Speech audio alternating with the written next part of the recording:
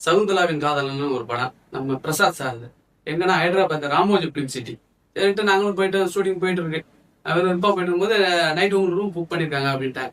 எல்லாரும் பார்த்தா கேவலமா ஒரு ரூமா இருக்கு. எல்லாம் எங்களுக்கு பார்க்கும்போது ரூம் நல்லா இருக்கு. என்னடா அது பரவாயில்லையா, டிவிலாம் இருக்கு, எல்லாம் புதுசு புதுசா இருக்கா அப்படின்னு நினைச்சுக்கிட்டு நாங்களும் போய் தங்கிட்டோம். எதுக்குடா அவங்க சரி, எங்க ரூம்ல டிவி இருக்குடா, உங்க ரூம்ல டிவி இருக்காடான்னு நாங்க நக்கலா கேட்டுட்டு இருந்தோம். அப்ப திடீர்னு பார்த்தா என்னடா எங்க ரூம் நல்லா இருக்கு அப்படின்ட்டு முதல் நாள் பாக்குறோம், கதவை சாத்துற சத்தம் கேக்குது. என்னடா அது கதவை சாத்துற சத்தம் கேக்குதா, யாரு இது? மணி 4 2 என்னடா டீ குடுக்குற நேரமா அப்படின்னு. டீ 4 மணிக்கெல்லாம் டீ வந்துடும். 4 மணி டீ வந்து ஷூட்டிங் காலைல கிளம்புங்க அப்படின்னு சொல்லுவாங்க.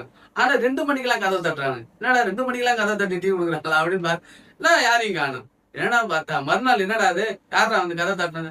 இல்லடா ஒரு வெள்ளக்கார பொண்ணு செத்து போச்சு, அதை அலைஞ்சிக்கிட்டே கிடக்குது அப்படின்னு சொல்லிட்டு போயிட்டாங்க. அந்த அளவுல நாங்க தூங்கவே இல்லை யாருமே. ராத்திரி ஃபுல்லா மூச்சிக்கிட்டு பேசிக்கிட்டு சரி மறுநாள் காலையில இல்ல இல்ல ஒரு ரூமுக்கு ஒரு 3 பேர் இருந்தா. கடைசியில மறுநாள் காலையில யாரா தட்டினா, இல்லைங்க ஒரு வெள்ளக்கார போட்டு செத்து போச்சு, அதுதான் அலைஞ்சிக்கிட்டு இருக்கு அப்படின்ட்டு இருந்தான். கடைசியில ரூம் முதல்ல மாத்துங்க அப்படின்னு சொல்லி மறுநாள் டேரக்டர் வந்து சொல்லி அதுக்கப்புறம் ரூம் மாத்தி கொடுத்தாங்க.